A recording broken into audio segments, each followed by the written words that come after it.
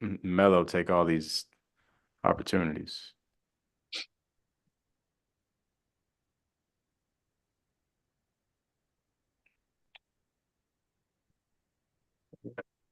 Melo take.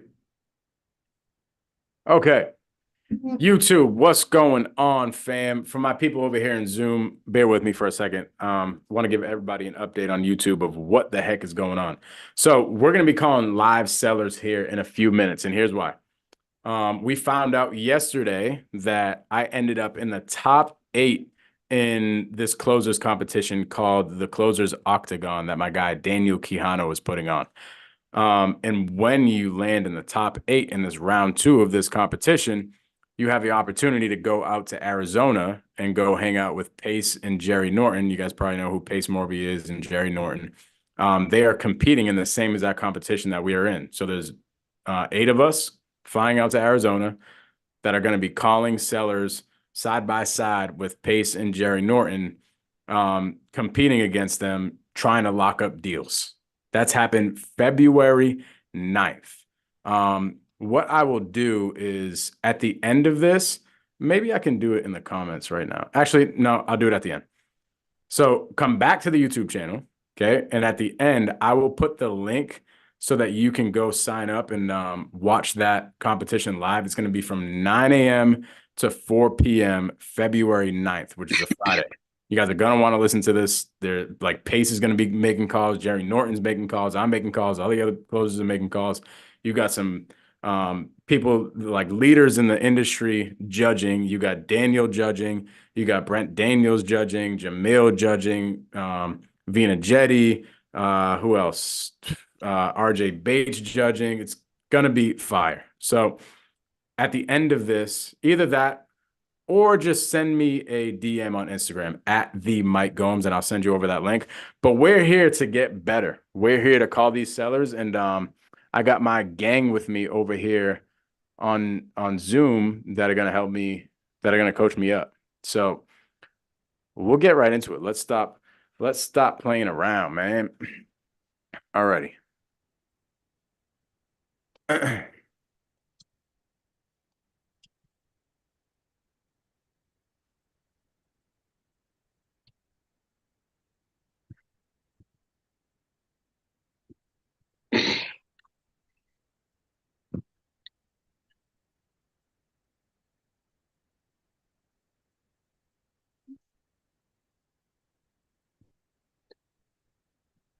Island Home Inspection, Sam speaking. Sam, how are you? This is Mike.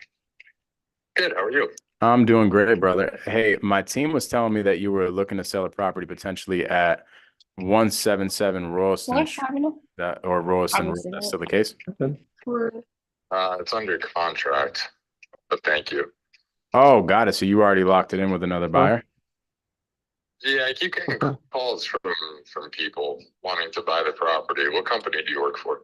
Silver Homes. Cool. So when are you guys closing on that deal?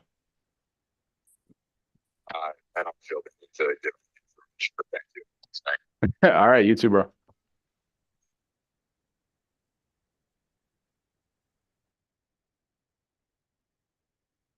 Mello, no, you don't need to send me motivation.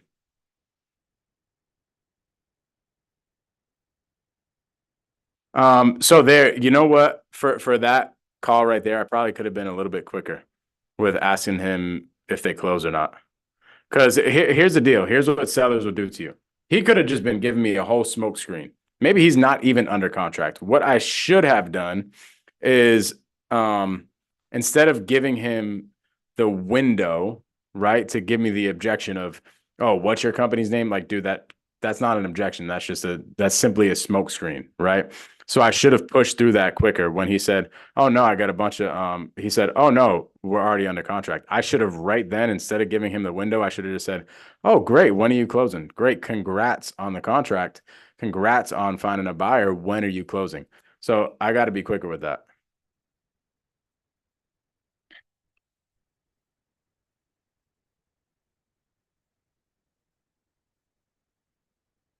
By the way, chat, everybody in the Zoom, let me know. Actually, let's talk about this. Let's just debrief after every call, even if it's just a small call like that. Let's debrief. Who has some thoughts on that call?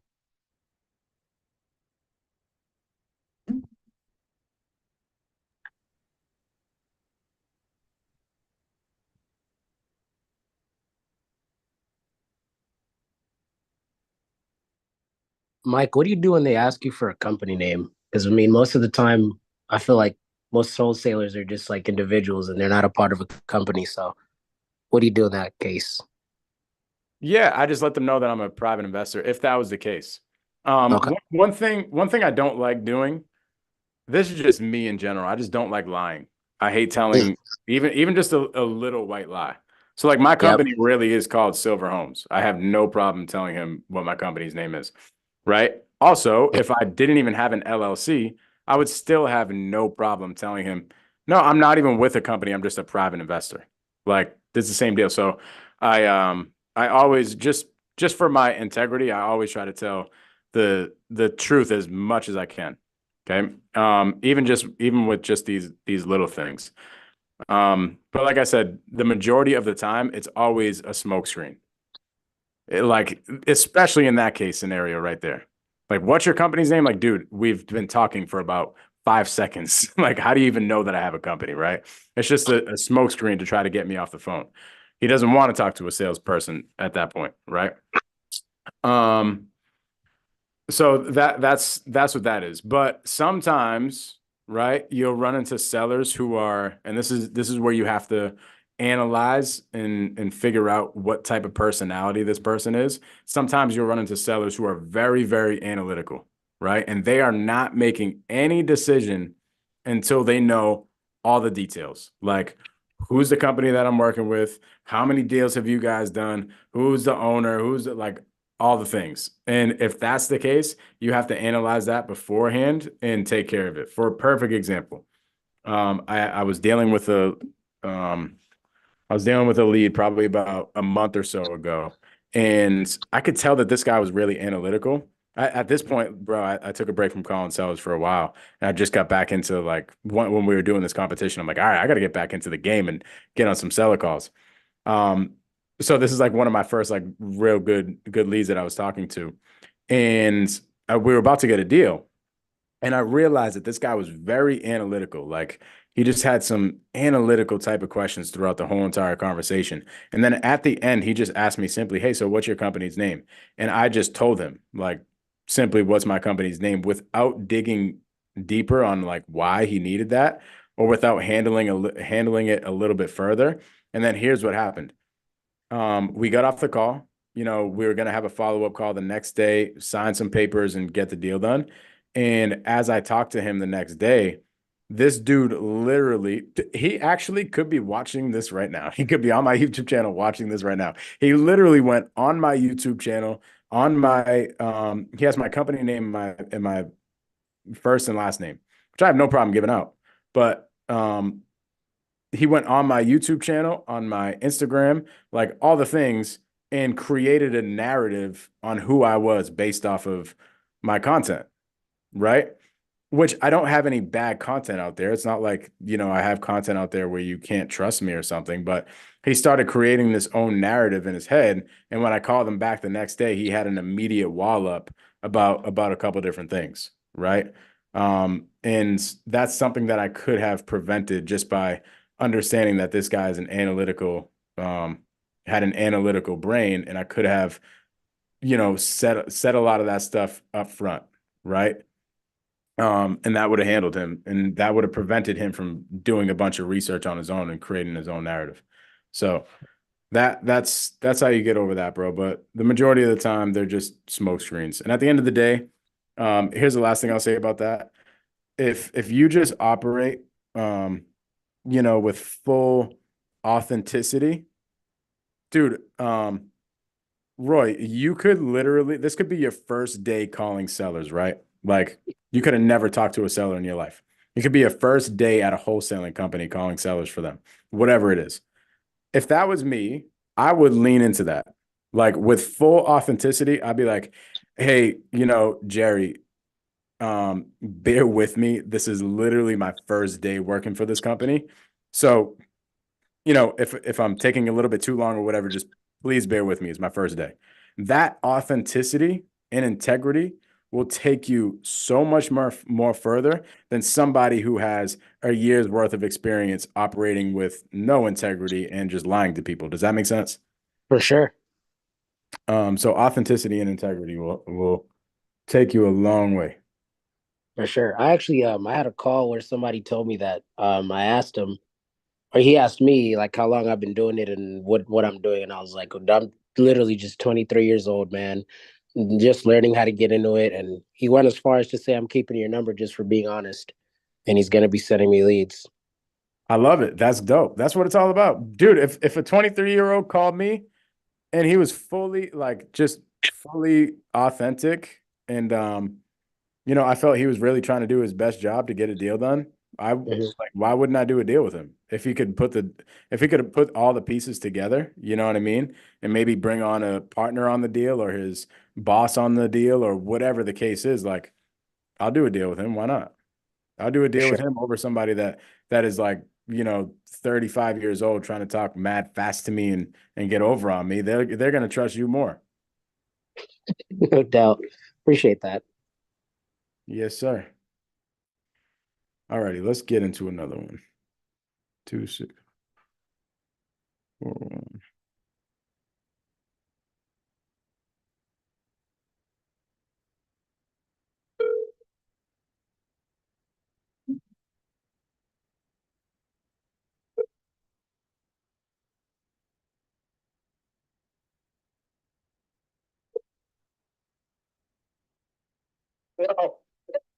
Norbert, this is Mike. I don't like. Doing great, bro. You talked to my team about selling your property on Stockton Street. I know I don't want to keep you too long here, but interested in seeing if we could work something out together on it. Talk to who? My team, you talked to probably Mello on my team about this. You were interested in selling the Stockton Street property? Yes, I am. Okay, cool. Well, like I said, I don't want to take a ton of your time. We could just kind of get right into things. Tell me what was going on with that one. I just went through the divorce and I've been there for the last 6 years. So, just looking for a piece of land to have some animals, to have a house with land and bigger place to do as a farm. So, Got it. bad memories. My mother was living there with me. The divorce, all that stuff, and she passed away. So, time for me to move on. So I just finally got the house on my name, and I just want to sell it and move out of the city. Gosh, bro, I can imagine. How long ago was that? Been 6 years going through divorce, so it took me 6 years since 2017. Wow. Finally, just got divorced last year. Thank God. Wow. Okay. Well, it sounds like you're relieved that it happened at least. Yes, I am. In a way, yes, I am. Yes, I am. Yeah. I could have waited that day come. So finally, it's here. It's done. Now it's everything. It's my name. I just want to, I'm looking for a piece of land with a house. It's hard to find a house land the way I like it. So to have animals, the problem is to have animals. So sometimes don't allow you to have animals, or you can have so many. So Mhm. that's one of those things. I love it. You know, Well, what do you look? I'm not a lot to sell. And if it comes around something I'm looking for, I will buy it and I sell them. So Alrighty, cool. Well, where were you looking for land at? I'm looking to Rehoboth, Dayton, and Westport, Freetown, Berkeley, around that area. Yeah, those are nice areas. Yeah. Let's just say you ended up finding a piece of land here. What would things look like for you if you found the piece of land next week? And yeah, what would it look like from there? The sooner I find something I like it, the sooner I will sell it. It's just, right now, it's just a matter of time finding something, so just sell it. Right. Yeah, man, it's tough finding land these days. Yes, it is. Have you had anybody helping you out, like a an agent or something? Yeah, I have an agent. Yeah, she's looking for now. And the problem is we find a couple of them, and I like the houses, and they have a good size amount of land, like an acre and a half to 2 acres. Mhm. I don't need more than that.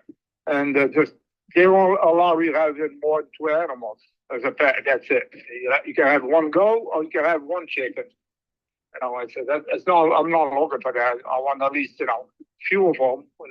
A couple of few chickens, about 10 goats or 12 goats. Who knows? I just don't want to have one goat as a pet. But Mm. I have a dog, and I'm in the city. I have a dog, and that's it. I'm fine. I'm happy with that. But if I'm going to move somewhere else the way I want to, I want to have my my freedom. I want to have whatever I want to have. 100%, bro. So it sounds like you're looking for the land for the animals rather than building something. You're looking for it for your animals. Yeah. Okay, so you're looking for something that you don't have to build on. When you said land, I was like, oh, this guy wants to build a house, but it sounds like you want a house that's already built. Right. Because I don't want to have a piece of land in Dighton and still live in forever. I don't want that. I want to, have something with a house. I don't want to build a new home because it's so much money. I've been looking at old homes and still a lot of money. $800,000 for a single home, and half acre land, less than that. Mhm. I don't want to spend that much money. That's too much. That's crazy. The market's crazy.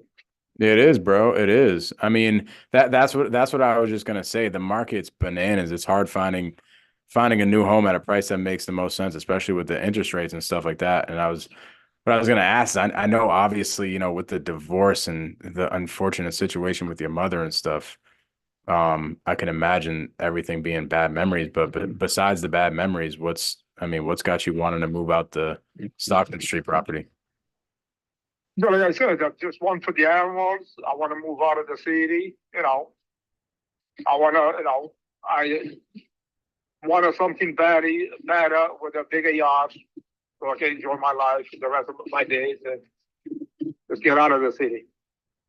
Find something, a home with 2 bedrooms or 3 bedrooms. I don't care if it's 3 or I don't care if it's 2. Because it's by myself right now, anyways. Oh, got it. So you're living in Stockton by yourself. Correct. Me and my dog. That's it. Got it. And I'm Okay. for the day of me and my dog, and then I'm gonna start a new life, and that's it.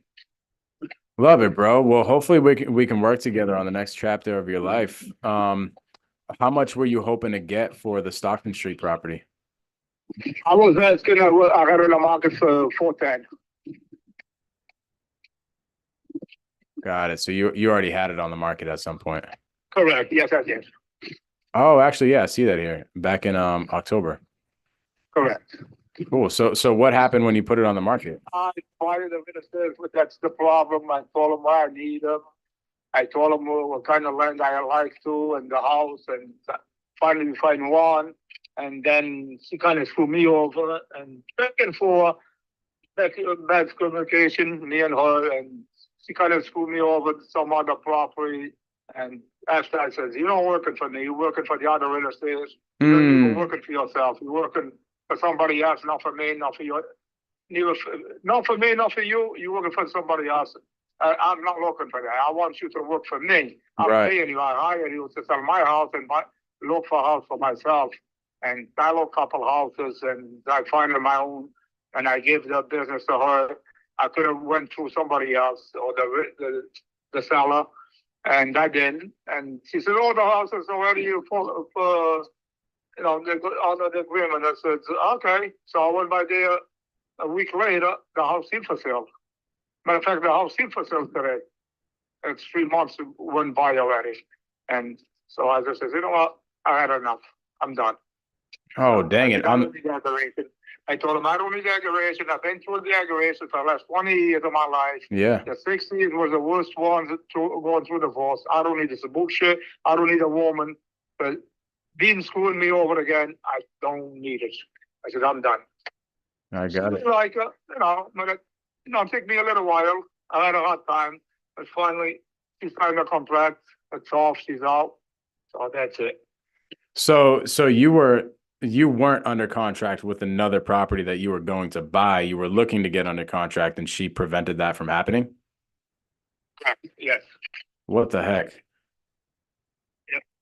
like, it was not working for me. I made an offer. With all the borrowers who put in on today, everybody wants the banks to give you the money. They want the Title V, and the people were selling. They don't Mm, want to do the lease and field. And she want to give me $10,000.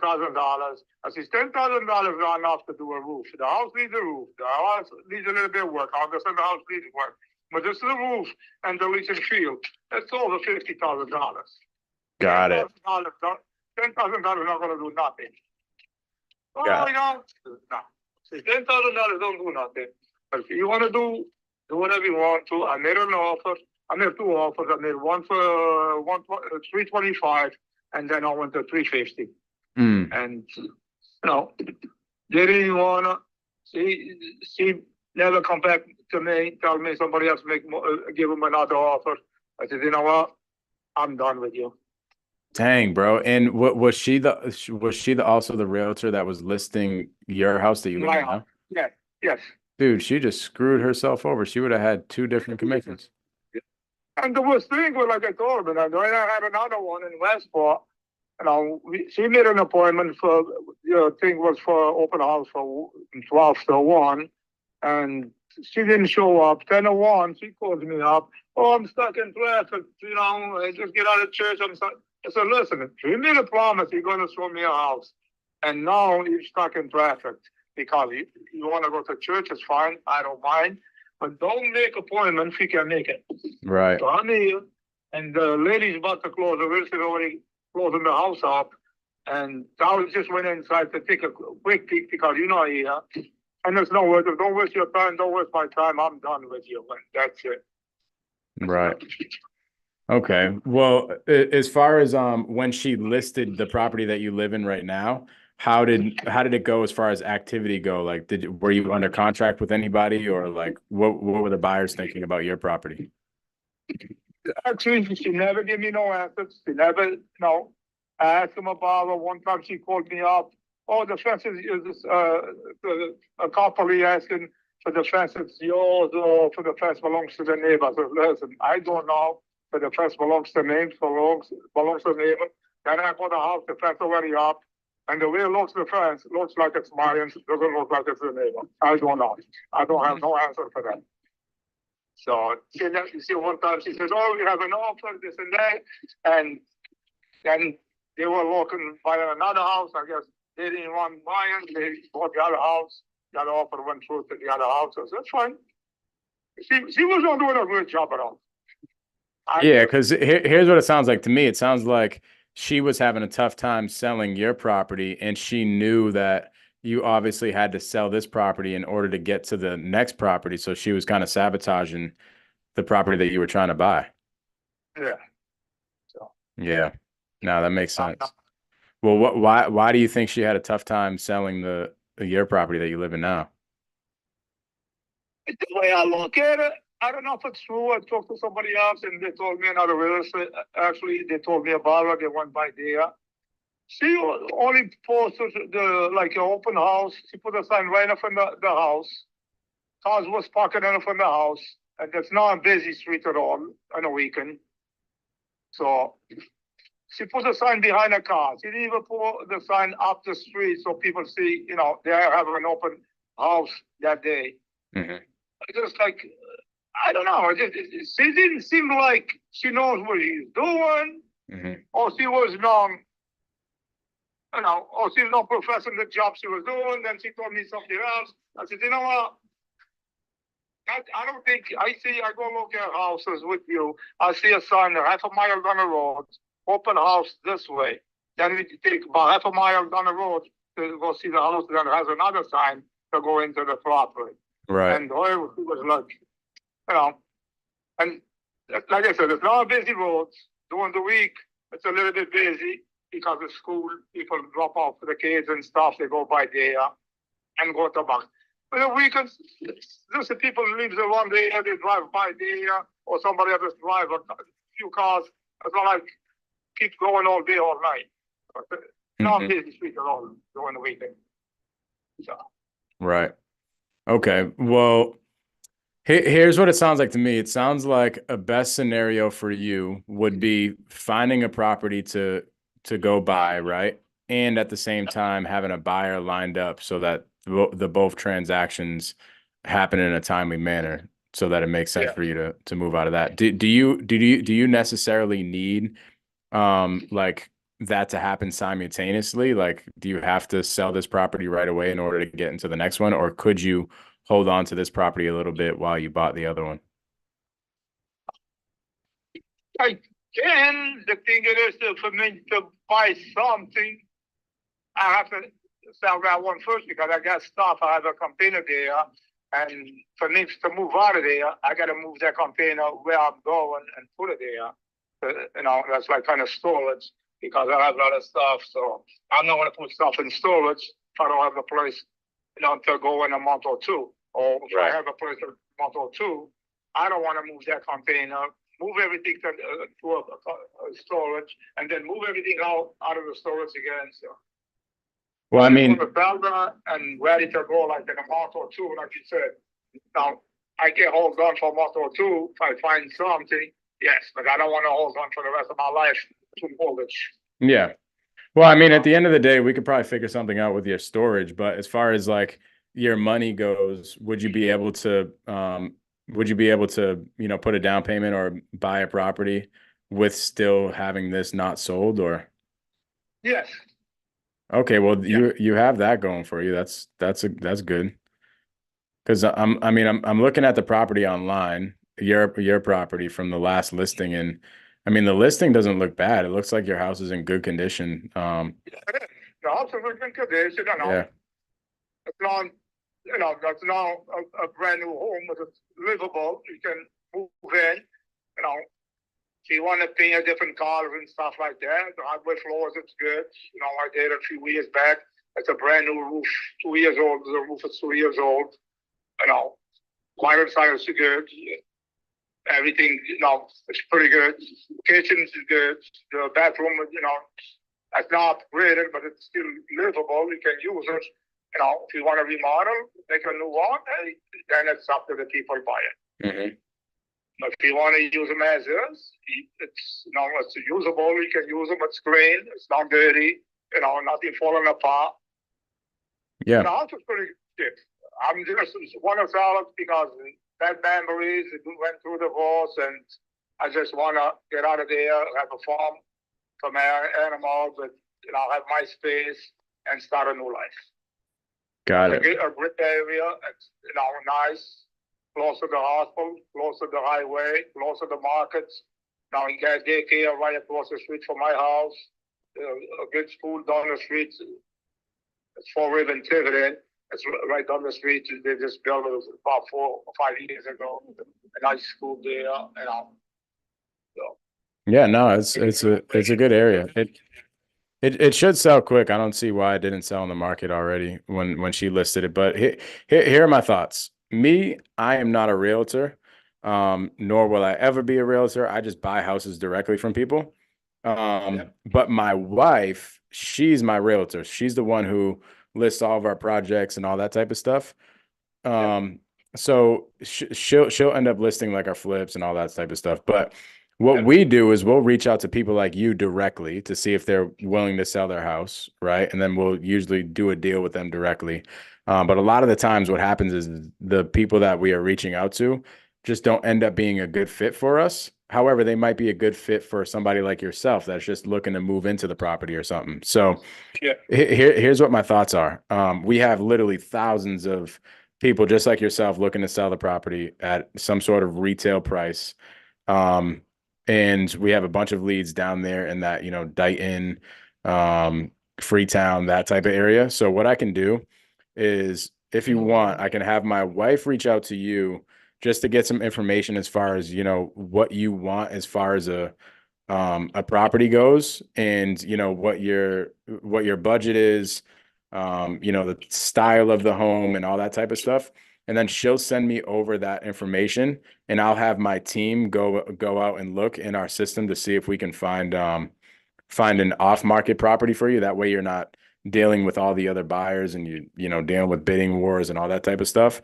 And what we can simply do is just connect the dots. And then, you know, as far as listing the property on Stockton, my wife can help out with that as well. Okay, like I said, I'm not in a hurry to buy. I don't want to go all the stuff you're telling me. I don't want to go through all that stuff. You're interested to buy them, you're more welcome to come and look at them. I will sell them as is. And looking at home for myself, I got my real estate looking for. I just have to find the way I like it. You know, I don't want to waste my time. I don't want to waste your time like I be telling everybody else. I know what you're saying. Mm-hmm. Understand what you're doing. It's your job. And I agree 100% with you. But I'm not that person to go with somebody flipping houses and they're looking for people they can afford paying the houses or going through divorce. Now, Yeah, no. So I guess maybe. I'm gonna be wasting my time. Yeah, no. Yeah, no, that's not what I was saying. What I was saying is, for me, I wouldn't be interested in buying your house personally because you know, it just wouldn't fit our buy box and fit our investment portfolio, right? I think the good fit for you obviously is somebody that's going to go move into the property and have a nice family over there. You kept the property in good condition and it looks good. What I was trying to say is all these properties that your realtor is looking at on the market, right, on the MLS, you know, those are the properties that everybody else is looking at as well. What I was saying is my team has a whole entire portfolio of properties that are off market that you don't have to worry about other, you know, realtors and stuff like that. You just deal with the seller directly. That's what I was saying. I was saying we could potentially find you the property that you're looking for without you having to go on the market and do that. If you don't want to do that, no worries. But I was saying is, I don't think it's gonna be that kind of look at houses, you know. Like I said, I'm not in a rush to sell. yeah, I'm not in a rush to buy. I just have to find. I've been looking at a lot of houses. I've been in a lot of houses, and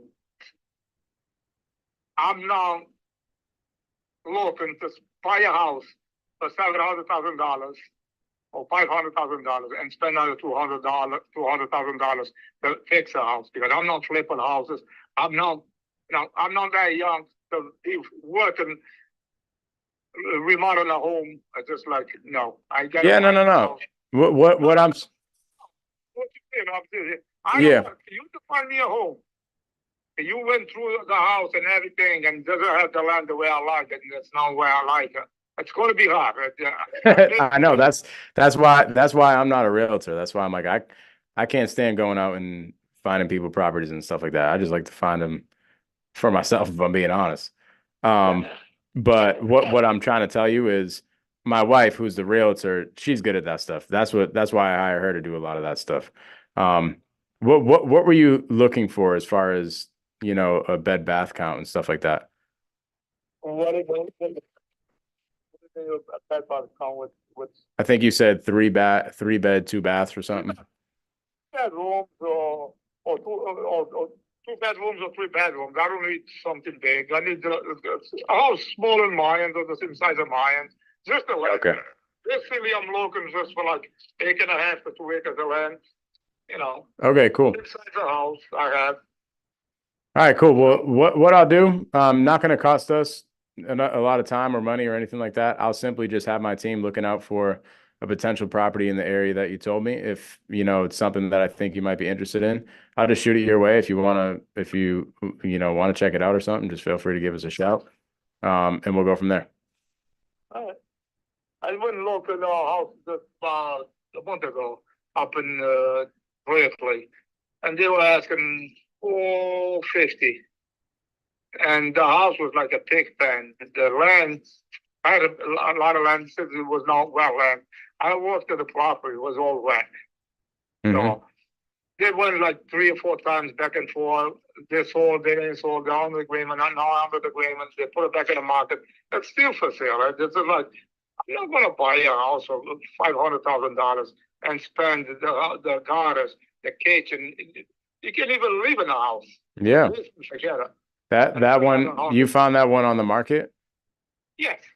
Yeah, Uh, that's the problem that I was telling you. The problem with going on the market is all these sellers, want the world for their property and their property stinks.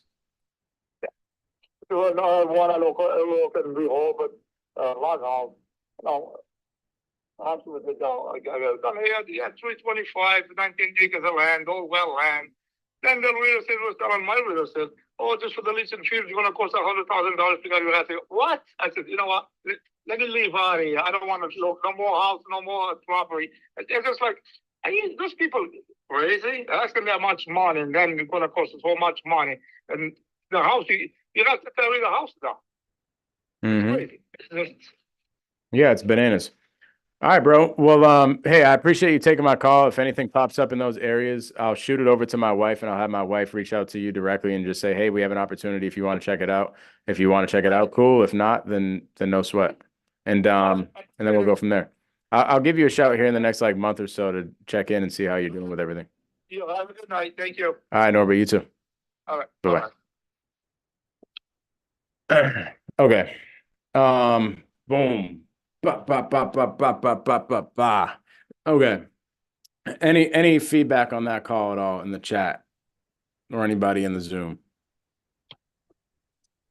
I seen that you were doing in the beginning. You were throwing like labels at him, and you kept summarizing like everything that he was telling you, so he knew that you was listening to him. Mm-hmm. Yeah, I do that for a couple different reasons. One, obviously, for them to know that I'm listening, right? But two, for myself. Like whenever you guys will typically see, especially in the first half of the call, like just like Mello just said, that's me validating what he just said. So I get the full understanding, right? Does a couple different things. It creates a bond with the seller so that they know that I'm listening to the fine details, right? People like being listened to. So it does that. But then two, for me, that's when I am thinking about my next question. Right. So the series of, things that I say goes validate what they just said in my own words so that we're both on the same page, and then follow up with an open-ended question so I can get them to elaborate even more. That way I'm not just getting smoke screens and surface level stuff. I'm getting underlying motivation, underlying circumstances and all that. Right. So that's why we use that question validate technique. You have to be careful because a lot of people will just get stuck in that, and that's all they'll do. They'll use it as a process, and then their call sounds super robotic. Like you got to throw in some bonding in there. You got to throw in, you got to have a natural conversation. You see what I mean? But if you're just starting out, a process is, just your training wheels essentially, and that process is going to get you through. So a good process to abide by while you're in that rapport stage, while you're figuring out the circumstances, is just validate what they just said in your own words and follow up with an open-ended question. So that's what I was doing in the beginning. So for that call, I pretty much, I think there might have been a little bit that I did not get. What I should have dug into a little bit more is what the situation looks like for him financially with the house. Like, does he have a mortgage on it? Is this thing free and clear? What does that look like? Because he said that he did not need the money from this sale in order to go buy another house, right?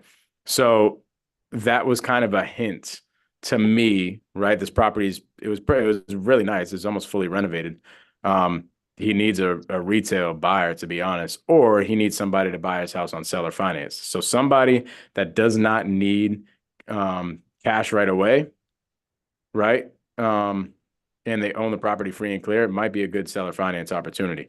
The reason why I did not go down that path, it's just simply it wasn't the right time. I could have planted a seed maybe for it and then had another conversation about it.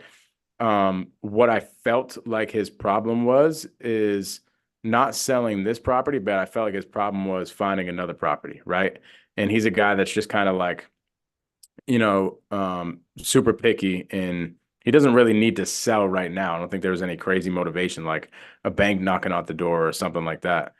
Tim asks, so long-term follow-up.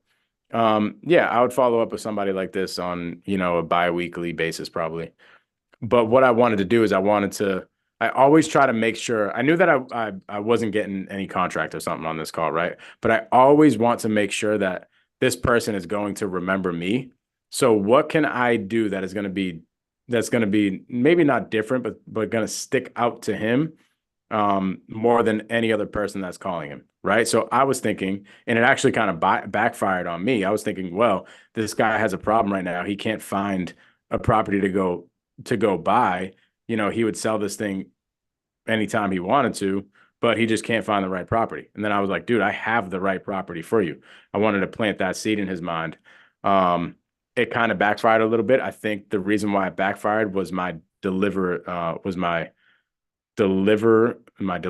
it, right? Like, I think it was a little bit too long. I think I could have shortened it down a little bit by simply just saying like, dude, I have off-market properties that you don't have to, you know, negotiate with other realtors and stuff with.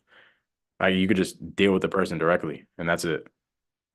Instead, I went like on a whole entire elaborate thing, and sometimes the more you say can hurt you. So what he heard in his brain is he heard me say a lot of stuff, and it just sounded like a bunch of you know, it sounded like a machine gun being sprayed at him. And he's like, nah, dude, I'm good. Like, I've been through a lot of stuff already. I'm good. I want to like just a simple, easy process. So I should have analyzed that from the story that he gave me and just kept everything much more simple, right? Because in his mind, I don't think he was fully understanding. Like, he was like, oh, I don't want to work with a flipper that's going to bring me into a property that wants to like rehab a property and all. Like, we just weren't on the same page with that. So that message didn't really hit. So I got to work on that being shorter. And if we're talking about the sake of the competition here, this is somebody who I just spent, you know, let's see. I just spent 24 minutes on that call. I probably only should have spent maybe 12. I got a lot of information. Like, I understand this guy's situation and stuff like that, but for the sake of the competition and getting contracts, like, that's something that I got to be more efficient in. Let's go. Any more questions? Or come on, bro. I need some feedback from y'all. I need y'all to be like, yo, Mike, that sucked. I need you to get better, bro.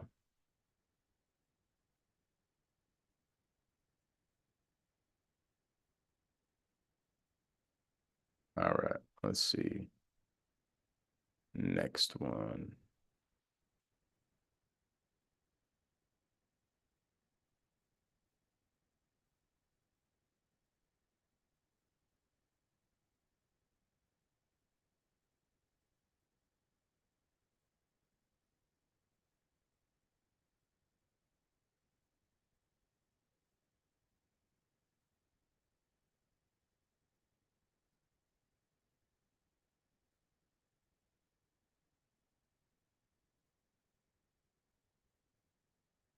All right, let's see.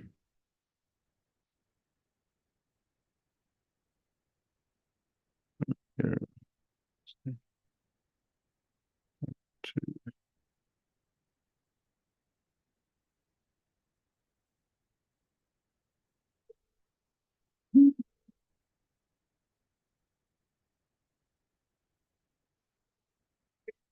Hello, Chris, this is Mike. Mike? Yeah, you spoke to my team about selling your property on Barrow Road. Yeah, I didn't want to. Away right now? Oh, you're away. Yeah. Well, hey, I didn't want to take like a ton of your time anyway. And I understand you might be on vacation or something like that. But very quickly before I headed out of the office, I was looking to be caught up to speed on what was going on with it. Okay. Um, Do you have an offer or? No, I didn't. That's one thing that I wanted to get for you. So we can just kind of get right into things if you want to catch me up to speed on the deal. Well, right now I'm down in the Keys right now. So why don't you just hit Nice, me up bro. on Monday? Yeah, Yes. I can give you a shot on Monday. So you're definitely looking to sell it? I wouldn't say definitely, but you know, it's an option. All right, bro. Well, you know, we're here buying properties. If it's something that you are looking to sell, hopefully we can work together on it. If not, then no sweat. And we'll go from there. All right, sounds good. All right, Chris, enjoy Thank you. your vacation. Bye-bye. Thank you. All righty. Man, I don't know if that one sits right in my spirit, man. I feel like I could have done a little bit better on that. I feel like I could have extended that conversation a little bit longer. What do y'all think?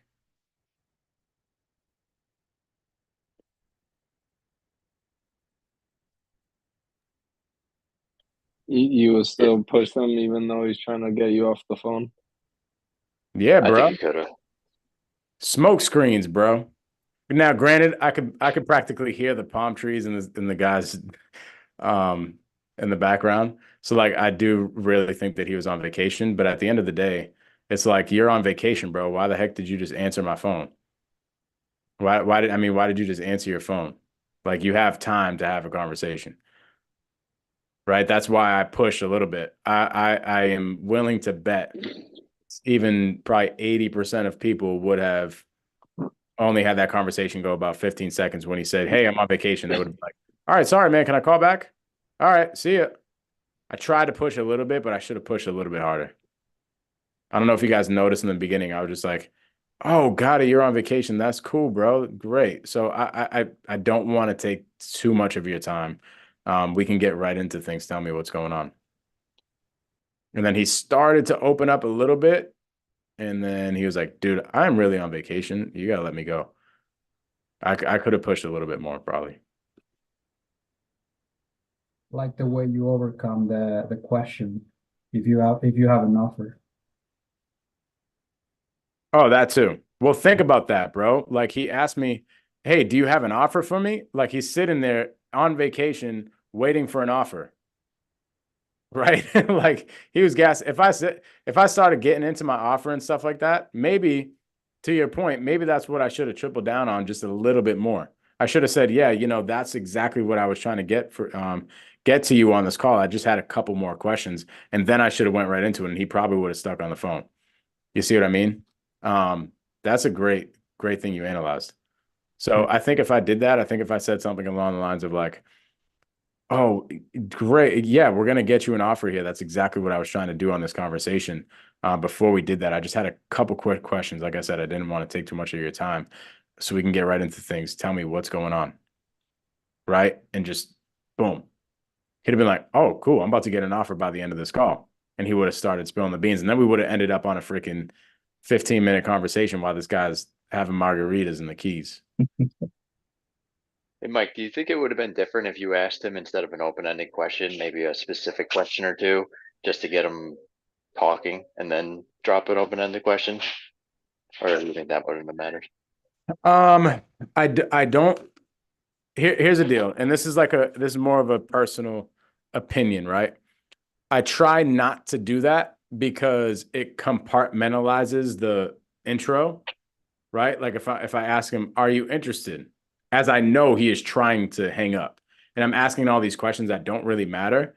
They're just like they're giving him another window, another opportunity to hang up on me. You see what I mean? So Yeah. that's why I'm just trying to get right into things. I want to get him to start talking as fast as humanly possible. Nobody wants to hear, nobody really cares, bro, as I'm sitting here asking them how they are. Nor do they really want to know how I am. Like, all they care about is like, "Hey, what's going on? How can I help you? Like, what's going on? Let's get it right into it." No, That's I meant, what oh they're yeah, I meant oh, what's the deal? Is it your primary or is it vacant? Or like, like giving them something they can answer real quick and then be like, all right, well, what's the story there? Yeah, no, that would have helped out too.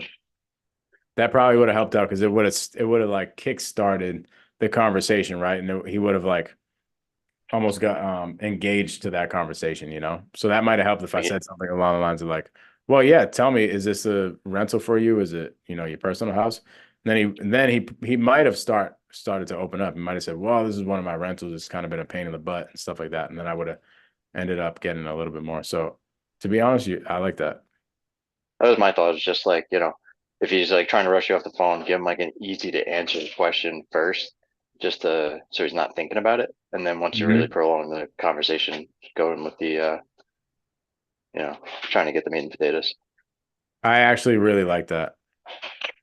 I do.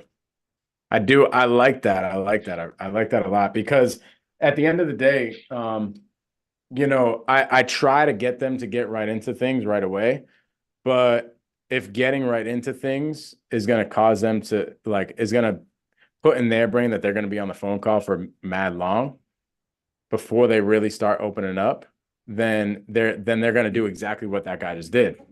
They're going to say, "Oh, dang. I don't have time for this, bro. Like I can't tell you what's going on right now. I'm about to get my third margarita." Yeah, But thanks for pointing that out. That's very true. absolutely. Alrighty, let's get on to another one.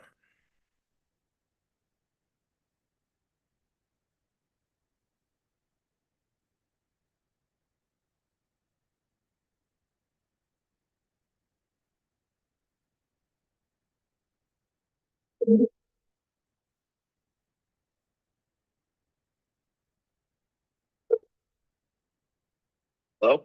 Brian, this is Mike. What's up, Mike? Mike who?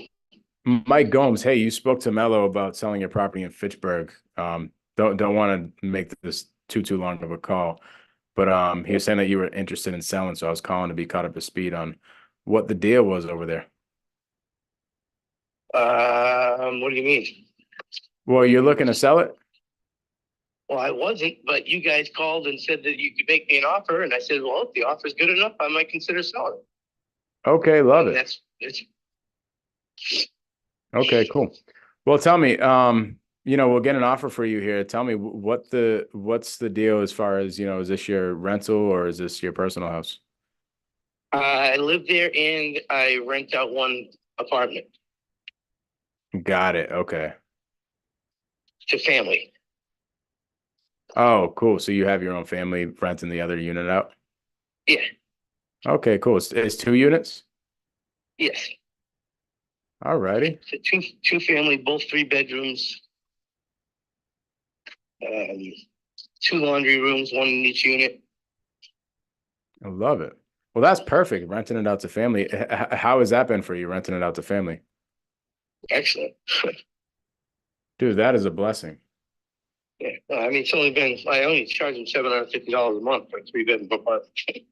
Yeah. So, You're hooking them up, bro. yeah. That is good. I love it. Cool, bro. Well, I mean, I mean, I don't know if it's the best situation for you to sell it if you're hooking your family up and stuff like that. Yeah. I mean, what would even, besides us calling, what would even got you considering selling it? I really never even thought about it. So, you know, I mean, obviously you throw a number in front of somebody and if they like it, they're just going to jump on it. If not, they're going to at least say something back to you, whether it's good or not. I mean, isn't that how it goes if you're offering to buy my house? Yeah, I guess. Usually what will happen though, whenever we do a deal with somebody, regardless of what the price is, you know, they are, you know, they do already have some interest in selling. Maybe they're, you know, moving out of state or something like that. But it doesn't really sound like there's any real reason for you to sell this property besides the price. I mean, me and my wife, we're planning on moving to Ohio at some point in life. Mm. So, I mean, if the offer's right, maybe now's the time. You know what I Okay, mean? love it. Yeah, that's a great idea. I mean, if we did end up coming to an agreement on a price, what would the plans be for you? What do you mean? How timing wise? Well, just everything. The plan would be to pay the loan up, the rest of the loan off, and move to wherever my next endeavor would be. I'm a field service engineer, so I can live anywhere in the United States. Oh, love it. Yeah. So you can move to Ohio and get a job in 2 seconds. No, I'm not a job, but I work for the same company. Oh, interesting. I'm flying at it every week anyway, so it's not, doesn't matter where I fly from. Right. That's great. So we get there. Cool. Well, what would end up happening with the family that's living in the unit? Would they want to stay there or? That would be up to you guys because they have an autistic son. Hmm. And he needs a little bit more space than what they have. So there was a storage unit on the other side over the garage. I was gonna redo all that and make that into a bigger room and they could stay there and then up the rent. Mm-hmm. But that hasn't happened yet. That was just something that started this year. So we've already cleaned out the storage room and gotten some plans together to put in new flooring and frame up the whole new floor and make that into a handicapped accessible room from outside and inside. Wow. That's really cool. But there's other places that, because they're with I forget the name of the company that they're with, that helps them, and they're the ones who said that they needed a bigger place, and they're trying to find them a place now. Okay. So They've been trying to find them a place for a while though, so who knows? got how it. long it would be. So regardless, they need a bigger place for him. Right. Okay. All righty. Well, let's just say we were able to figure something out together, wherever it is that you end up going with your job, and where is it just you that lives in that house on the other unit, or? Me, my wife, and my 20-year-old daughter that's she's in college. Oh, nice. So would obviously they would be moving with you wherever you went, right? At least my wife would be. My daughter might want to stick around. Yeah. Cool. All righty. Well, if we were able to figure something out and then you guys ended up doing whatever, moving to Ohio or wherever you moved, when do you think you'd want to do something? Not really, never really thought about it. Like I said, this is all something new to me that you guys called me, so I figured I'd talk to you anyway and see what's up. And that all depends on, if you guys do, I could be out of there and move to wherever in no time. I got a camper. I can just stay in a campground if I wanted to, There you go. I mean, what would your wife think about it? Does she want to sell the house at We all? already talked about it. Yeah. So you guys, We've been talking about it for a couple of years about moving, but we weren't ready to do it yet. And now it's closer to the time that we feel we're ready. And right. you guys called and it was, well, let's see what they got to say. Sounds good. So what are her thoughts on everything? She wants to move as well, or? She wants to know a number. Cool. We Well- both want to move. I mean, but we need the numbers is all that matters right now. Okay. Well, how much were you guys hoping to get for it? And that's what I told you. You got to make me an offer. Okay. If the offer's good, we talk. If it's not, we still talk. Just differently. Wonderful. Well, when you and your wife had a conversation about it, what was the conversation when it came to the numbers? We didn't.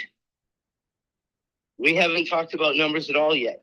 And we both said we're not going to talk about it until somebody gives us a number. Once they give us a number, then we talk about it. Then we'll sit down and see if that fits into what we need to do to get all our bills, the remainder of the house paid, and whatever we feel the rest of what the house is worth, and which we haven't looked at market yet. So Right. can't really give you an answer until. Well, I'm assuming you probably have to have an idea of where you're going, and Even if I did, I'm not going to say it. You got to make me an offer. yeah, I'm not gonna trying to be a dick, I'm just saying. You're not Yeah. going to get a number out. 100%. No, I get you. I'm not trying to get a number out of you. What I'm trying to figure out is your next situation, right? If you're gonna go move to Ohio or something like that, I'm assuming you're probably gonna have to figure it out with your wife what it is exactly that you guys need out of this property, right? As far as finances go, and if we're not even close, and what's the point? But see, this is the thing. Okay, I'm not broke. I got $500,000 in the bank, so I can just walk out of this house if I wanted to, and just go do whatever the fuck I want. So now we're gonna start talking about money. I'm starting to get a little aggravated that you keep asking me about the money situation where it has nothing to do with you except for what your offer is. I'm about to hang up on you, to tell you the truth, because this is starting to get daunting. I've been talking to you for 10 minutes now, and you've repeated the same thing 3 or 4 times. Okay? I'm not going to say anything about how much we want You give me an offer and then we'll talk. If you don't want to give me an offer, don't give me an offer, but stop calling me then. I'm with you. So what do you want to do? I'm with you. I want to give you an offer. I want to see if we can work together All on right, it. well, I'm not bullshitting anymore. So if you want to give me an offer, give me an offer. You don't. All right, cool. Well, that's what we'll do. Tell me, like, as far as if we're gonna do a renovation over here, what we have to do for work? Like I told the other guy, about $25,000 to $30,000 will get that thing in pristine shape, In both units or? both units. Because right now, we just ripped the bathroom up out of the upstairs in South Street apartment. Mm-hmm. That's the one that I'm living in. There's two bathrooms in there. I got a full shower on the first floor to the master bedroom. And the wall's all new, the shower's all brand new tile, toilet's new, the floor's new, the walls are new. The only thing I haven't done is trimmed out the door frame. Okay. And then I gotta repaint that bedroom, the master bedroom, and that's complete. Mm-hmm. And then I wanted to put a new floor down in the living room. We just gutted the bathroom upstairs. I got a guy here working right now. He just gutted the bathroom upstairs except for the toilet. So my daughter can still use the toilet until I get home. When I get home this weekend, because I'm in South Carolina working right now. Oh, And when okay. I get home this weekend, we're gonna make sure everything's level and plumb, move the shower over because it's too close to the toilet. So we're gonna put it across on the other wall of the bathroom Mm-hmm. and extend the drain and the plumbing, and that'll all be in the wall. So, and with an access panel, all new tile on the floor, new toilet, new tub, new shower surround, everything. Glass doors, new sink, new window. All right, cool, bro. So it sounds like we really don't have to do too much work. It's not a lot.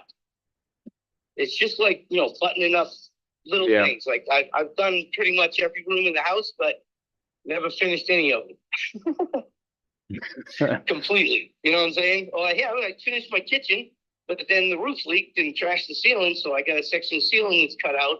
A Right. new piece of drywall in there, but I haven't mudded it and redone the ceiling yet. Mm-hmm. But it's closed up, so it's all just detail work. But that's the stuff that takes a while. Okay. All righty. Yeah, bro. Well, here's what I do. Here's what I'll do. I pretty much qualify these things as, like a light, medium, or heavy renovation. It sounds like from our conversation that this is more of a medium type of renovation. We're not doing a full blown. Yeah, I'll qualify it as somewhere between the light and medium phase. And what we'll do is we'll typically look at the square footage of the property of both units.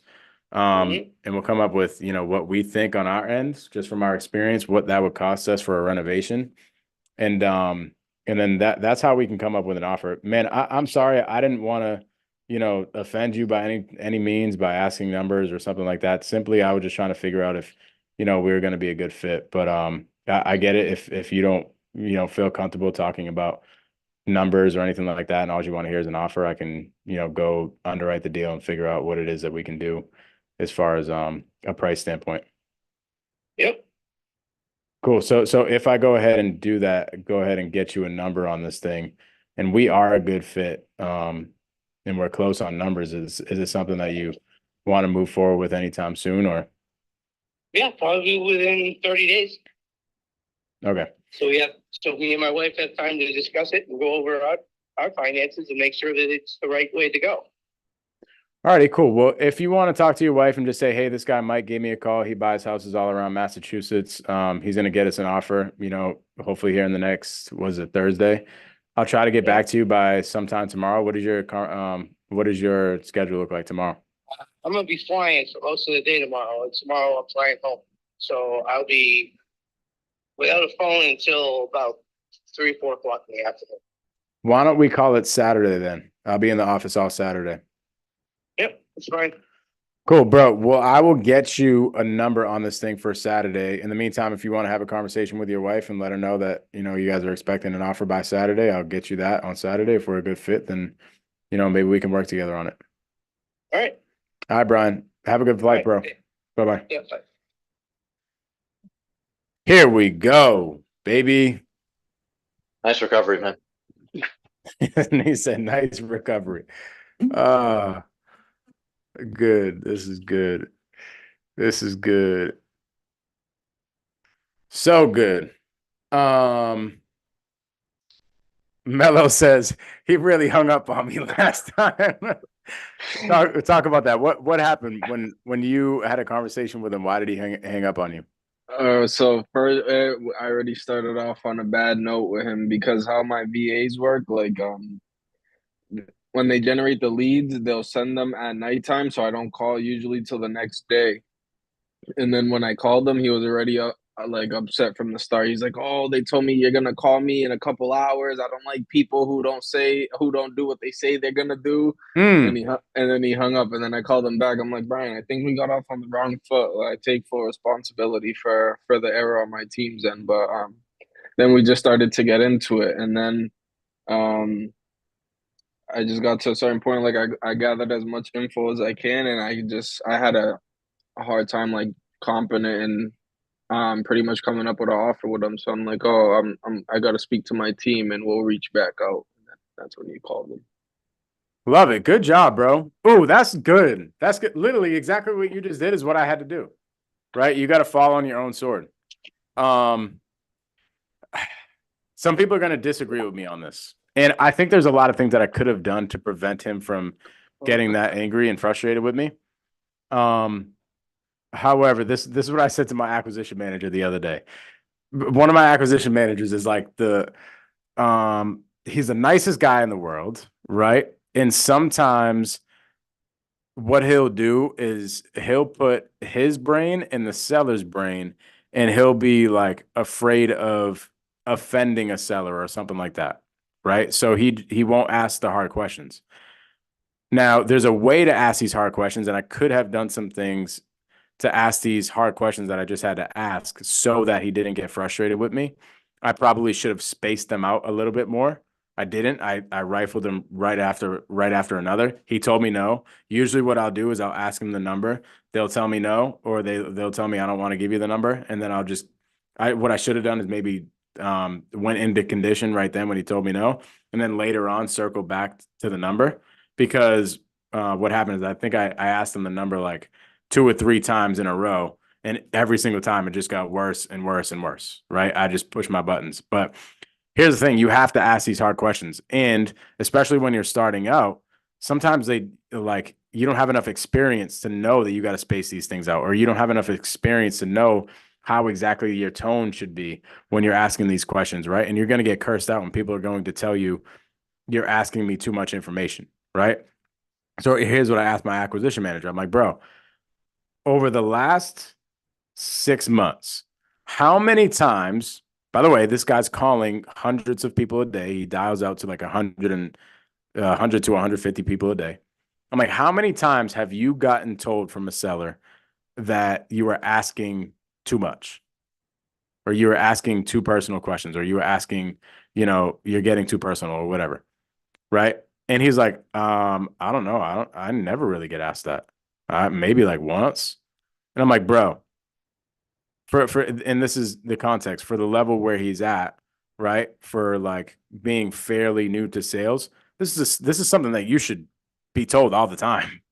Like when you're just starting out. If you're just starting out, if you're not getting told, you're asking too much, or you're getting too personal, then you're not asking enough questions, or you're not digging enough. You're going to get told that you're asking too much personal questions. It's not that you're offending the seller, right? And it's not like it's your motive to defend the seller. It's your job to figure out all the information, not so that you can use it to go manipulate the person and get over them on a deal. It's so that you can go structure the best offer possible for them, or structure the best circumstances for them. That's why we're asking these questions, right?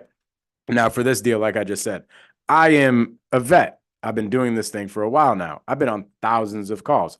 I should have known better. And even when I said it the second time, I knew, I was like, dang, I probably should have spaced this out a little bit further, right? I should have known as a vet that I should have spaced that out further, and I wouldn't have ran into that situation at the end.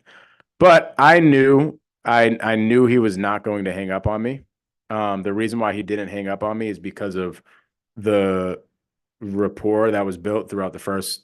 Actually, I'm not even going to say the rapport, but the credibility that was built throughout the first half of the call. Because at the end of the day, this guy wants to sell his property. So Mello, to that point, bro, this is a lead for some sort of reason. I think we're missing something here. I think we're missing some key information here. I think he's given us a lot of smoke screens on what his motivation is and stuff like that. But we got to give this guy an offer. Like, this guy deserves an offer. So Mello was asking me earlier on today. He's like, bro, what do I do with these leads where I just don't know where to go? Like, a lot of people just wouldn't know where to go from here, right? Like, after having that conversation. And what Mello was saying is like, is he's like, hey, so what will happen sometimes is I'll hop on the phone. I'll have a very similar conversation to like that. I'll tell him I'll call him back tomorrow. And I just don't really know where to go from here. For this person, like Steve just said, comp it, give him an offer. Like, that's it. And when I give him the offer, you got to give your offer a cushion before you go in and like hammer, right, the offer. You got to give him a cushion and get him. And what I mean by cushion is you have to give him an understanding where you're coming from, right, before you go ahead and give him the offer.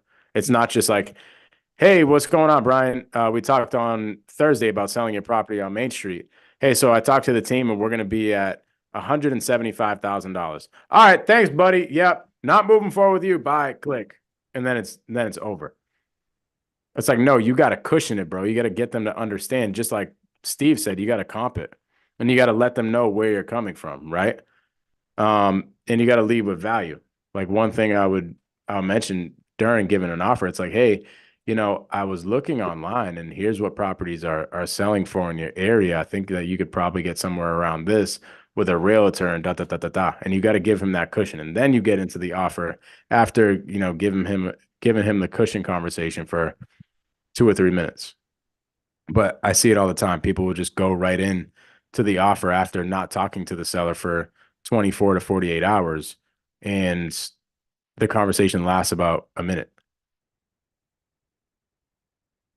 Right? What needs to happen is you cushion it, you give him the offer, he tells you no, and then you got to figure out why he's telling you no. And a lot of the times when he tells you no and you find out why, what you're doing is you're actually going back to the buckets in the sales process.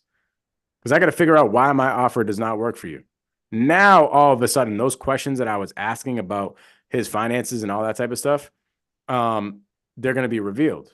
Right. So sometimes it takes you giving an offer to get that information. A lot of the times you'll give an offer, and as you give the offer, they tell you no, you got to go back to the sales process. You got to go back to all the buckets for you guys that are in Blueprint. Let's go. Let's go.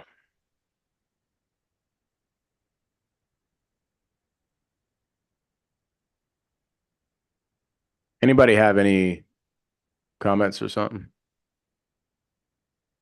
Roy said, I got $500,000 in savings. Stop BSing. He's like, listen, bro, I ain't worried about money. I got $500,000 and I feel like you're asking for too much, bro. It's true. It's true. Yeah, bro, I like the silence that you make through the conversations. Like, you know what I mean? Yeah, there was a couple different times that I was silent. I was definitely silent while he was kind of going off on me. There's no reason for me to be like, no, but I'm doing that. Like, that is not gonna help the situation at all. Like, I just gotta simply, even though it hurts my pride, I'm streaming this on YouTube, right? I got multiple people in the Zoom listening to the thing. Even though I'm not gonna lie, it hurts my pride for somebody to be cursing me out like that on live.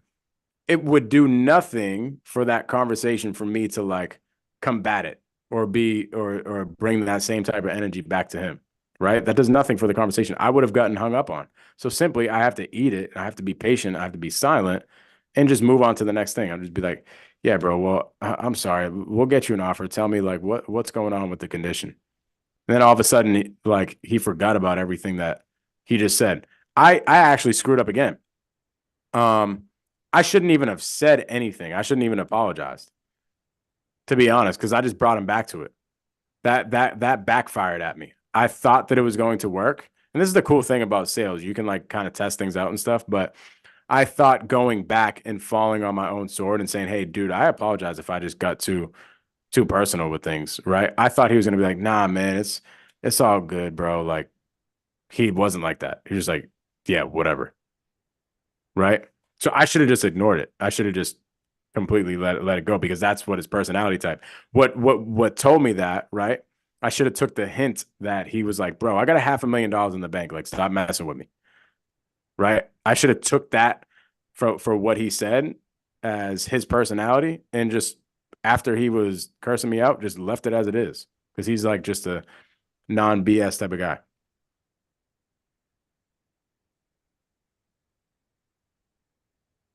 That's something I gotta get better on. You know, me like pause and then think and what I'm gonna get back to him with, you know? Yeah, it takes a lot of patience. If you have time, please call this dude. Mello, did you send me that lead already? Yeah.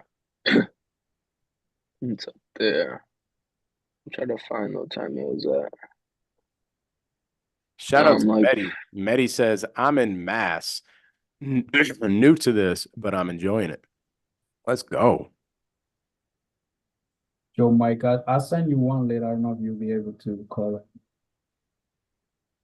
I think I called yours. Chris, his name. Yeah, Chris. That was the guy that was on vacation. Oh, that was him? Yeah. Thanks, bro. Renu, could you put the lead that you want to send in the side chat? What you can do is you can go over to my screen, right, where I'm at in Zoom. You can click to the top right where the 3 dots are. I think it's on the top right for you. Click the 3 dots, press chat, and then it'll go to me directly in the side chat.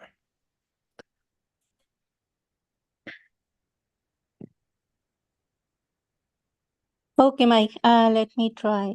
Yeah.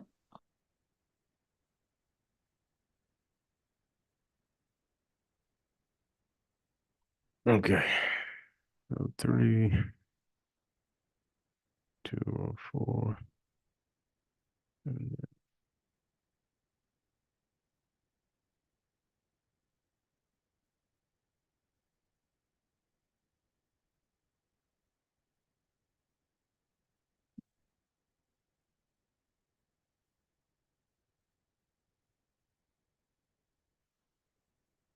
Hello, Hey, Jeffrey, this is Mike. Mike who? Mike Gomes, you spoke to Mello on my team about selling your property on White Ave. I didn't want to take a bunch of your time so we could just get right into things. You were looking to sell that property, correct? I'm exploring the idea. Okay, cool. Well, hopefully we can work together on it. Tell me what's going on with it. We had not had this conversation before. Me and you personally, I've never talked to you in my life. You might have talked to somebody on my team, but I just am looking at our notes and stuff like that to figure out, if we could work together on something. But no, me and you have never had a conversation. Okay, well, I've already gone over all the details about the property. Okay, cool. Well, when were you hoping to sell it?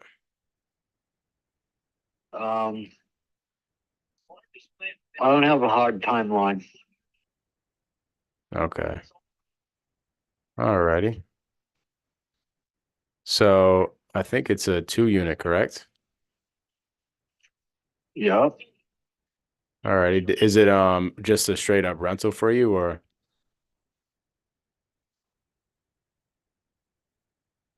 I'm sorry, what'd you say? Is it just a straight up rental? Like, are you renting out both units or? I live in one. Oh, cool. Alrighty. How about the other one? It's printed out. Again, I've gone over all of this information with somebody else. Review your notes. I don't have any like of the full notes. So like pardon me if if I'm asking, you know, repetitive questions, but I'm simply just in my office with a name, number, and an address that I should call. So if it's something that you are looking to sell, I buy properties all over Massachusetts. If it's not, then cool, no worries. Okay, thanks. Bye.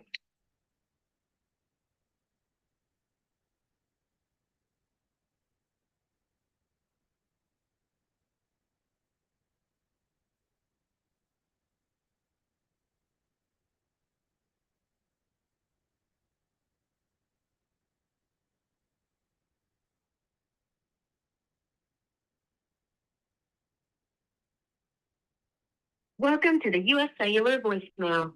6.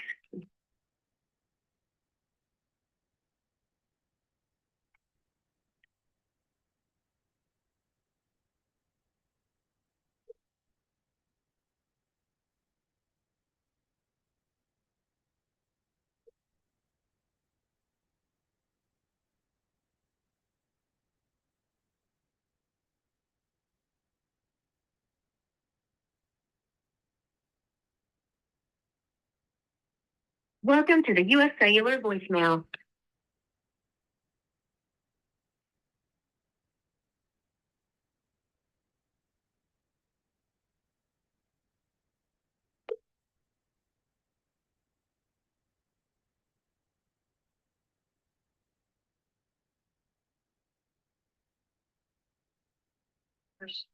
Hello. Hey, Jeffrey, I'm sorry, man. I don't know if I caught you at a bad time or not. I was just simply seeing if we could work together on the property. I'm being honest, I really don't have any information on it. So if it's too much to be caught up to speed on it, I get it. But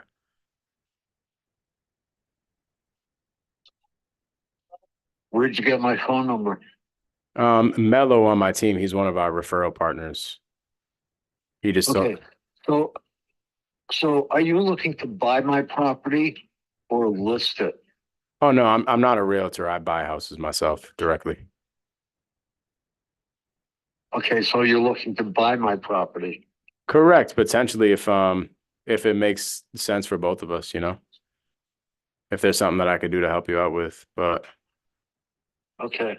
so Well, not at the moment. Thank you, though. so you weren't really even looking to sell at all at the moment. What's that? I said so you weren't looking to sell like at all at the moment.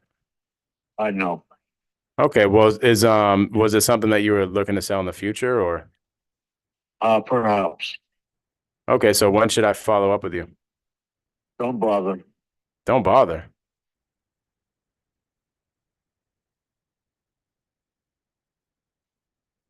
Okay.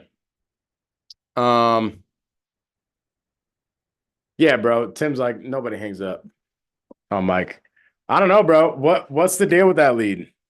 What's the deal? I think there was one thing that I said in the beginning that was super negative that he took offense to. And once I said that one thing, his wall went up like completely. Remind me, somebody in the chat, what was it that I said in the beginning that like put his wall up? I think you just asked him to get caught up to speed, and he was mad that there was nothing in the notes, that you knew nothing after I had a conversation with him for like 15 minutes. Yeah, that was one thing, but there was one small detail. Oh,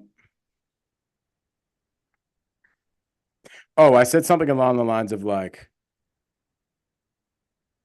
something about me buying the house. It had something to do with me and nothing to do with him.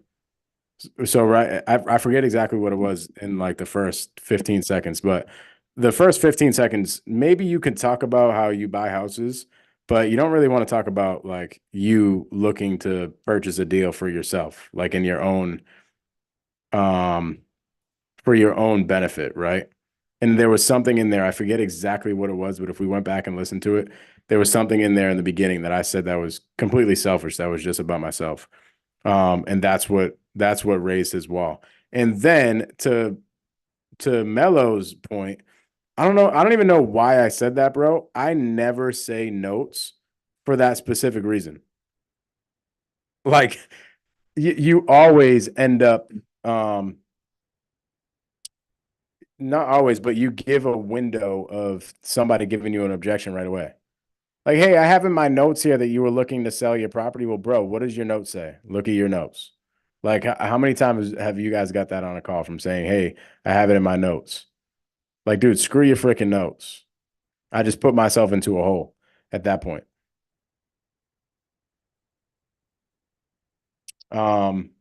So yeah, that's the deal with that. Mello, what was the word with that lead? I think you said in the side chat he's moving to the Carolinas. You're on mute, bro.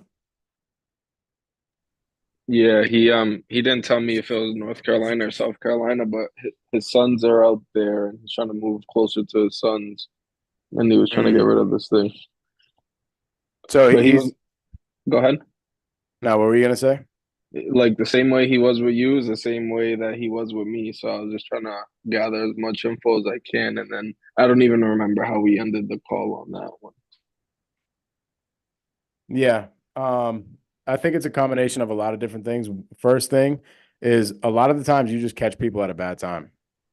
Like, I don't know. That's why I led with that on the second call when I called them back. It's like, dude, I apologize if I caught you at a bad time. I really do not have any information on your house. If you are looking to sell it, interested in working with you on it. Simply left it at that. But still, he wasn't giving me anything. Tim said red sellers tonight. So this is a thing, right? Like, I'm up here in Boston, okay?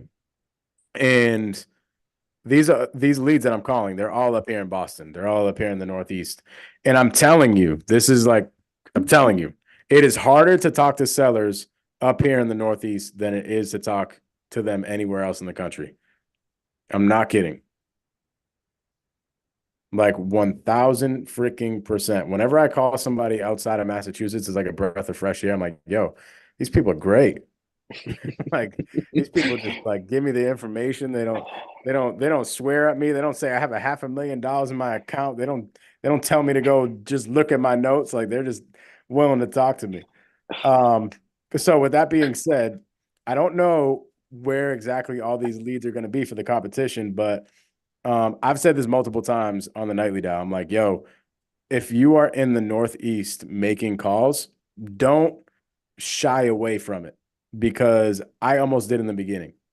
When I was first starting out, when I was telling you guys earlier, when I was having a hard time with leads and hard time getting deals under contract, I simply thought that it was my market up here. I thought, that people just had bad attitudes, for one. I thought people didn't have enough problems for me to solve. And I just thought that there weren't deals up here. That was not the case. I just needed to get better at talking to people. But here's what happened. I took, the mentality of everybody up here in the Northeast, and I took it head on. And that got me much better at talking to sellers than I would have talking to people in Montana. It's a real thing. Like, depending on where you're at in the country, there are different personality types for those spaces in the country. You go down south, like, everybody is super nonchalant, everybody is happy. You go, walk into the store, everybody's smiling, laughing at, like, yo, you do not get that in Boston. I'm sorry. You go to the store and you look at somebody and you smile at them and you say hi, they do like one of three things. Maybe they might say hi to you, and if they do, probably gonna be like this. Right? You get a head nod. Or you just get a weird ass look like, who are you? Maybe somebody's nice and they're like, hey, how you doing? Or you just get completely ignored. Right? Arella says massholes. That's a real thing. I'm not kidding. By the way, I'm not using this as an excuse. I need to do better. I shouldn't allow that guy to have a wall up. That is my fault. There was a very specific thing that I did in my intro that I remember. Tim says New York is not any better. 100%.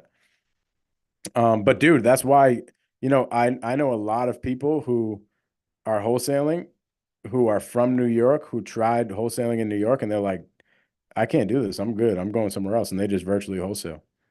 So I'm not, it's a thing. Like the personality types are different. But here's the thing. It's like if you get good at talking to people up here, you can talk to people anywhere. I could literally go anywhere in the country and go lock up deals. I could go on a car lot and sell things. Like that's it. The only thing you got to be careful about is, and this is what I have to do, especially for this competition coming up. When I'm talking to people like outside of Massachusetts and even inside of Massachusetts too, but I have and you guys probably know this just from having conversations with me, I have like a driver's personality. So I want to like talk really fast and I want to get it done like really quick. That's not good for people that need patience. That's not good for people that need something to be a little bit more slower, right? So that's one thing that I got to be worried about. All right. Renu has a seller for me to call. I'm going to call Renu's last seller, and then I got to call it a night, and we're going to get back after it next week. Okay.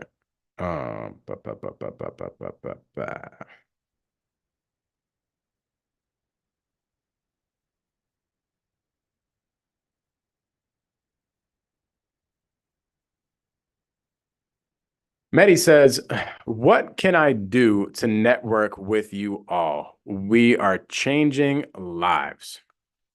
Yeah, very true. This is really what we're here to do. We're really here to change lives. Mehdi, we have a lot of cool stuff coming up. Bye, Arelis. We have a lot of cool stuff coming up. We're going to keep on doing these preparation Zooms and stuff for the competition. But coming up after February 9th, every single week, we're going to be running a challenge, okay? And it's going to be a sales challenge. It's going to consist of, this is going to be every single month, actually. 4 weeks, every single month. Week 1 is going to be sales training. It's just going to be me just teaching sales. It's going to be about sales processes, sales techniques, mindset stuff when it comes to sales, all that type of stuff. So that's going to be week 1. That is also going to be week 2. In week 3, I'm going to be doing exactly what we're doing here. We're going to be calling sellers live. I'll call you guys the sellers. I'll call my sellers. In week 4, I'm going to be providing leads for you guys to call. Okay, so you guys are going to hop on live calls and I am going to be providing the leads. And then you guys are going to do exactly what I'm doing right now. You're going to hop on the call. You're going to get people to tell you that they're worth $500,000. You're going to get people to tell you to go screw. You're going to get people that love you. It's going to be great. And we're going to all get better and we're all going to change the world. Tim said the Blueprint Facebook group's a great place to start. Yeah, there's a lot of activity going on in the Facebook group. Really cool. So that's what we're doing here for the next for all of 2024. We're going to run that Zoom literally every single month for 2024. So it's going to be really, really cool. So just the same exact space that we're in, it's going to be dope. Here I wasn't going to say this until the competition was over, but I can't help it. I can't help it. I'm so excited for it. I got to say it. What we're doing after the competition actually starts right now, technically, if you wanted to hop on a call. We're changing things up in Blueprint a little bit. So for those of you who don't know, Blueprint itself, this is like what we're in right now is this is for the free Facebook community, the free Blueprint community. That's what we're doing on a monthly basis. We're doing these types of Zooms on every single week. However, we have the Blueprint mentorship, which is a little bit different. That's like the tight-knit community where we got guys like Robert in there. We got guys like Tim in there. Arelis, who was just in here, was in there. Mello's in there. We're all hanging out together. But here's what we're doing inside of Blueprint moving forward. Every single day, we're bringing this back. So I've told you guys in Blueprint here this already. I don't know if you guys didn't if you guys didn't show up to the Zoom the other day, but every single day from 9 a.m. to 10 a.m., me and my team do role plays. Okay. And, one of my reps talks as if he's a seller. One of them talks as if he's a buyer, and it's back and forth. I'm giving feedback. It's a great place to get into community for one, but for two, it's a great place to sharpen your sword before you go out and you talk to sellers that day. So we do that from 9 a.m. to 10 a.m. And what we're doing is we're having the Blueprint community come into that Zoom as well. So literally every single day. Rob's been in there in the mornings. It's been really cool. So that's going to go on for the rest of 2024 inside of Blueprint. And then also a bunch of other stuff in Blueprint as well. There's weekly Zooms and all that type of stuff. Yeah, Tim. So that link to the morning role plays is in Circle. If you go to the virtual office, it's the Blueprint virtual office. That's where we're doing the what's it called? The role plays. So every single morning we'll be in there tomorrow morning at 9 a.m. Okay. And I hope you guys are cool with this. Okay. So Tim, don't be mad at me. Rob, don't be mad at me. Who else is in here? Mello, if he's in here, don't be mad at me. We have changed our pay structure on Blueprint. Okay. And what we've done, instead of doing it's been up to $5,000 a ticket to get into Blueprint, and you're in for life. And it's been really dope. Like, lives have changed. People like Tim, Rob, like literally, it's just been such a dope community to be a part of. But starting September of last year, we had a ticket at $5,000. We took that down to $97. Okay, I had a meeting with my partner Isaac on Blueprint like a week ago, and we just decided, we're like, you know what? More eyeballs need to get in here. More people need to be in here. More lives need to be changed. More community needs to happen. We don't want payments to be an issue. So literally for $97 a month, you'll have access to Blueprint. That is it's like it's less than your car insurance. It's like a freaking gym membership. And you probably go to the gym maybe once a month, some of y'all. Or you have a gym membership and you haven't been in 6 months. So that's the deal. I was not going to spill the beans on that until after the competition, but screw it. I couldn't hold my tongue no more. That's what we're doing. So going to be really, really cool. Anyways, dang it. It's already 7 o'clock. If you're interested in that, by the way, shoot me a DM on Instagram at the Mike Gomes and I'll hook you up. Alrighty, I want to call Raynu's seller. Let me try to call Raynu's seller. If they don't answer, I got a jet.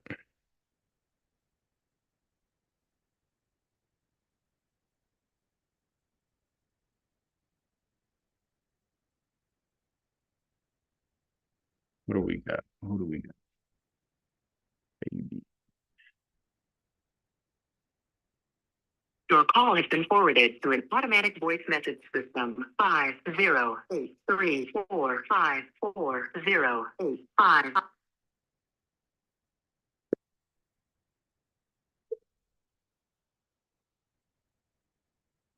Your call has been forwarded to an automatic voice message system. 5083.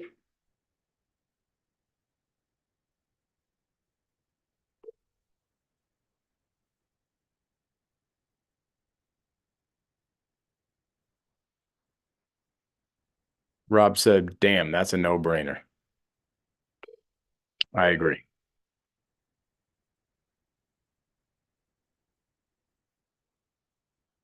By the way, I'm not trying to sell Blueprint on you guys right now. What I'm trying to sell you on is getting into our community. Like, not to sound like an asshole or anything, but $97 is not going to change our lives. But here's the thing, there has to be some sort of payment towards it, because if there's not, nobody takes it serious, right? So and even this is in my own life, if I don't pay for something and something's free, it's like, dude, I'm not going to take full advantage of it. You got to put some skin in the game. Renu. Let me see.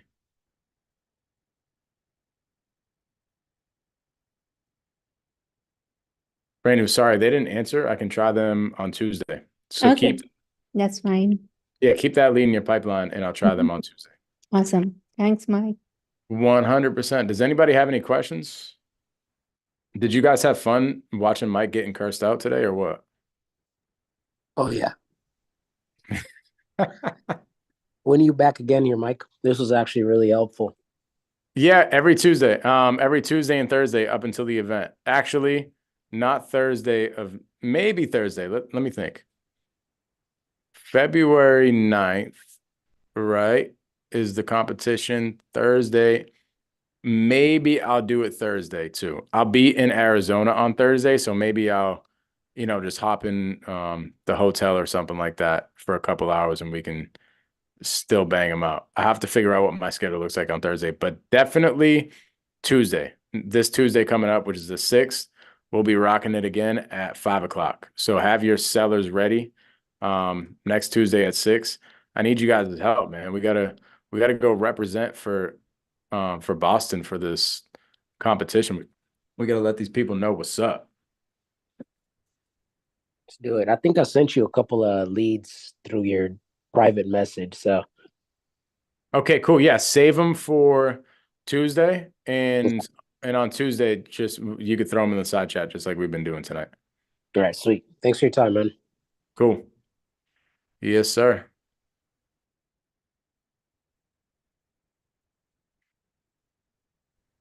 All right, fam.